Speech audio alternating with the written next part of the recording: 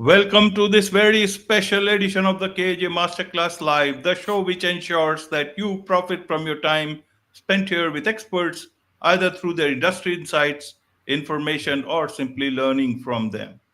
And today we have Josh Copeland, motivational speaker, powerful storyteller, mental health advocate, and leadership expert. His passion is empowering individuals become the best versions of themselves in all aspects of life. Welcome to the show, Josh. Hey, thank you for having me. I appreciate you. I'm excited for the conversation. You are welcome. Welcome to the show. Welcome to India in this online form, Josh. And I'm sure not just in India, but a lot of people across the globe will benefit from what we are going to talk right now. We'll learn from you how one can transform personal struggles into professional success, like the one you have done for yourself. We'll learn all about this. But before this, let's understand a bit about your journey, your background, so that people know who they are listening to. Yeah, I'm over in America. I grew up here, and I grew up playing sports. So sports is part of my story. So I always start off with that. Kind of have a big family, but sports has been a way that I've been able to navigate life throughout all the struggles and things. Sports was always kind of the backbone of everything I was doing, if that makes sense. So I grew up playing baseball, basketball, and American football. And I was able to get a scholarship at the university over here in America to play American football. And I say that because that was, I said, the backbone of who I am, but it made me who I was and who I am today. And I think a part of that, when I talk about mental health, and I'm a motivational speaker now, but a lot of it stems from the things that I was hiding while playing sports, if that makes sense. So sports was a way for me to hide a lot of the emotions and things that I was dealing with and not address them. And so when I got done playing and I didn't go professional, um, and I moved back home, I really struggled with identity. I really struggled with who I was as an individual outside of the athlete of Josh. And so I really struggled, and I began to drink a lot, as a way. And alcohol, I wouldn't say I was addicted to alcohol. I was addicted to the numbness that it made me feel. And so when I was drunk, it was a way for me not to feel anything, right? It was a way for me to not feel as depressed. It was a way for me to not feel as anxious. It was a way for me to kind of escape the reality that I wasn't willing to address. And so I struggled with alcohol abuse for about 3 years. And I kind of bounced around, and we can kind of get into that, story. But I bounced around, and yeah, yes, now I'm a motivational speaker. I speak all across America, and I would love to come over to India one day. I know we're virtual, but I would love to come across the sea and speak there. But yeah, I speak about mental health and helping people become the best version of themselves, whatever that looks like for whatever stage you are in your life. So I hope that makes sense. Absolutely, absolutely, Josh. It does make a lot of sense. So, in terms of motivational speaker, you are also, mental health advocate and leadership. So, what are your talks generally centered around? What is it that people want to learn from your life? Yeah, so no matter what topic I speak about, whether it's leadership, whether it's teamwork, whether it's character development, no matter what topic I speak about, I always incorporate mental health into it because I'm a firm believer in mental health and being the best version of yourself mentally. Because I think if you could be the best version of yourself mentally, that will allow you to be the best version of yourself in all the different areas in life that you are dealing with. And so people, we have different versions of ourselves that we have to put on a show for. We have the work version, we have the personal version, we have, if we have kids, we're a parent. If if you're an uncle, so you have different facets of your life that you have to function in. And a lot of times what happens is people lose their track of their mental health because they have so many responsibilities. Especially as we get older, we have so many responsibilities, and the last thing that we take care of is ourselves. So whenever I speak, I always try to remind, and I go into workshops and exercises about kind of reintroducing yourself to yourself. if that makes sense. Because over time, we kind of forget who we are and we forget the things that make us us because we have so many responsibilities and so many people pulling us in different directions. And we don't want to let anybody down that we care about. So the whole time we're trying to please other people, we are slowly losing track of who we are. And so I try to get back to that when I speak. Absolutely, absolutely. So you talked about, mental health issues. In your case, also you said sports let you hide them. So and but that those were also your successful years. So how did it impact you negatively? How did you then transform yourself? How did you actually solve those issues for themselves? And then you talk about transformation. What was the real transformation all about? How did it look for you? Yeah, I think for me, it's kind of a sports for me. I'll say that it was like a double-edged sword, if you will. It was a blessing, a big blessing. I got to meet a lot of great people. I got to travel the country. I got to do a lot of great things. Had some success at it, but I say it's a double-edged sword because of the success that I had at sports at a young age and growing up.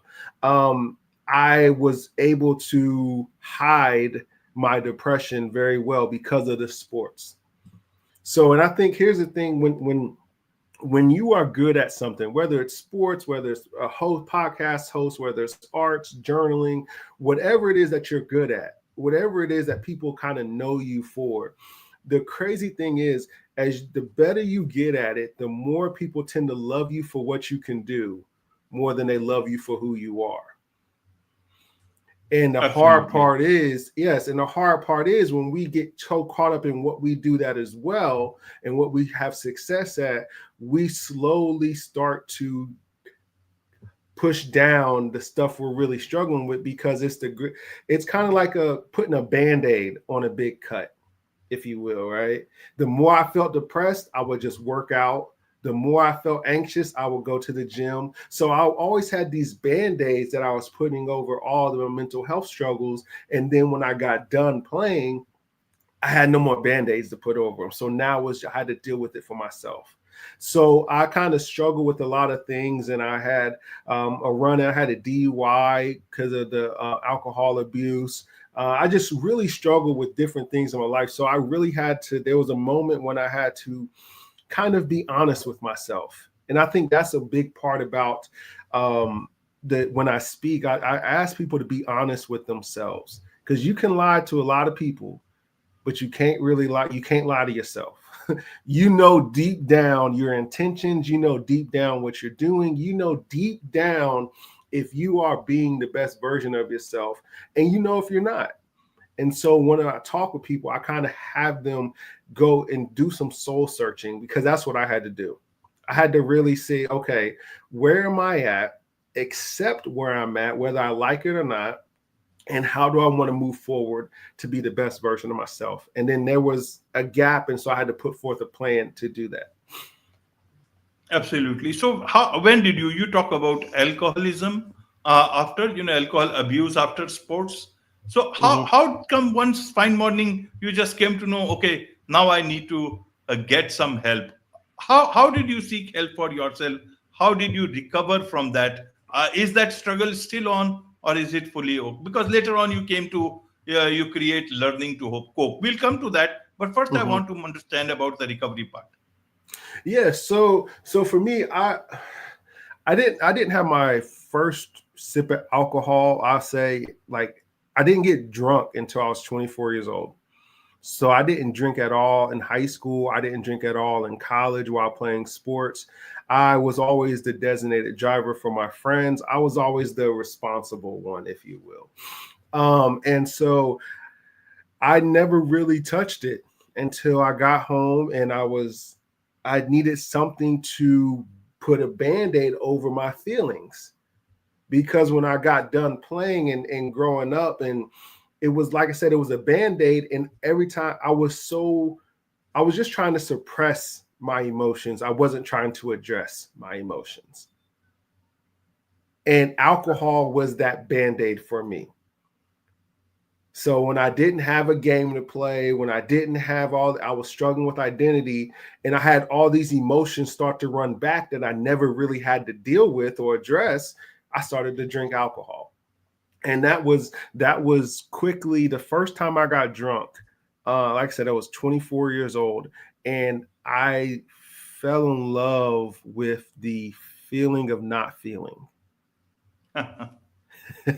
If that makes sense, the feeling of everything feeling like it's okay for that moment. And then I would wake up and I would be embarrassed because I was trying to hide it from my family because they knew I didn't drink. So people close to me knew I didn't drink. And then I was embarrassed and I was ashamed. So then that made me drink more. Because and then it came to a time when the only time I can really look at myself in the mirror is when I was drunk. And for me, because I didn't drink at all growing up, it was it was easier for me to kind of figure out life without it, if that makes sense, because I didn't have it growing up. So what I had to do is I had to identify, why was I drinking? And I was drinking because I was depressed, I was anxious, I had an identity crisis, and I wasn't willing to address those emotions. I was trying to hide something. So once I was able to address that and be honest with myself and acknowledge what I was dealing with and accept where I was at, whether I liked it or not, then I was able to say, okay, this is where I'm at. I don't like it. I don't like the feeling. I started gaining weight, and so alcohol, get a beer belly. I start gaining weight now. And so now I'm mentally not myself and I'm physically not myself as well. So those two things intertwining was really, really an eye opener for me. And so I had to just decide, okay, if I don't like this path, how do I get out of it? Excuse me. And the first part was to acknowledge, okay, Josh, you are abusing alcohol. That's your way to hide your emotions. Let's address your emotions, and maybe you won't need the alcohol as much. So that took a while to do, but now I can have a drink of alcohol, I can have a shot, I can have a beer with my friends, and not let it lead to 20 of them, because I addressed the underlying issue that was what I was really dealing with. Absolutely, absolutely, Josh. So, what would you say about about people who are in that same stage, about busy in things, not taking care of those emotional and mental health issues, and rather, as you said, the feeling of not feeling at all. So, how do they do that? Is there a way that they can get started about this, learning from your own journey? Yeah, I think the first thing is, like I said, I think it just starts with being honest with yourself. I think that's the very first thing. Like I said, you can lie to a lot of people, but you can't lie to yourself. So the first thing I think that whenever I talk to anybody, uh, any type anytime it's type of recovery, or anytime you type of get out of a situation, um, the one thing I want them to understand is that it's okay to not be okay. For one, it's okay to struggle. It's okay to feel depressed. Like, these things are just natural feelings and natural things that go on. So when you accept that, okay, it's okay to feel like this. And another thing I want people to understand is that whether it's alcohol abuse, whether it's drug abuse, whether it's an addiction, whatever it is, those things do not discriminate. So they don't care. It doesn't care what color you are. It doesn't care your gender. It doesn't care your race. It doesn't care your social economic status. It does not care. So you can have all the money in the world and still be depressed.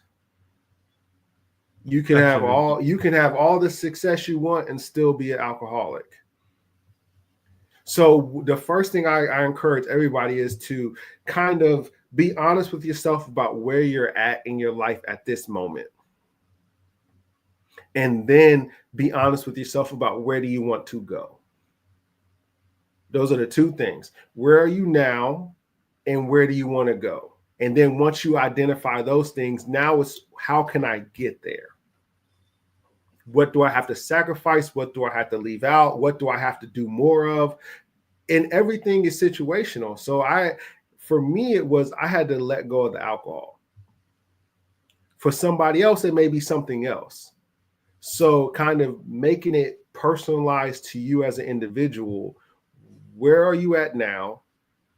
And where do you want to go? Absolutely, absolutely, Josh. So one thing is getting well, after that. But the other thing is rebuilding your life, your career.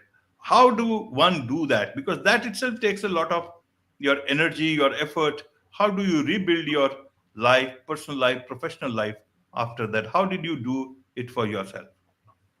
Yeah, that's the tough part. It's one thing to kind of say, hey, I'm not going to drink, and it's one thing to say, hey, I'm going to stop this and do it for a little bit. But what happens is you have to live with everything. You have to live with the repercussions of everything you did while you were drunk. You have to, if if you were addicted, you have to live with everything you did and the repercussions of that when you was under the influence. So for me, the biggest thing that I had to do, and I tell people all the time, is you have to forgive yourself. You have that, and that's part of being honest with where you're at now, is you have to forgive yourself for allowing yourself to get in whatever situation you're in. And Right. that's one of the hardest things to do, is forgive yourself. So I'm gonna give you a couple steps. Okay, the first one is forgive yourself. That's the very first thing. Say, I am here. I don't like it, but I am here. I forgive myself for putting myself in this situation. Okay, that's number one. Number two is you have to redefine your version of success at your stage in your life right now. A lot of times, what I see is that when I travel, when I speak, and I work with people, they have this version of success either that somebody else has put on them, or this version of success and this version of a person they're trying to live up to that that their 12-year-old self wanted it to be. You get what I'm saying? When I was 15 years old, I wanted to play in the NFL, the National Football League, professional sport. I'm 35 and I never did. But if I keep holding myself to that standard or that thing of where I thought I was going to be when I was 12 years old or 15 years old, I will always feel like a failure if I keep holding myself to that.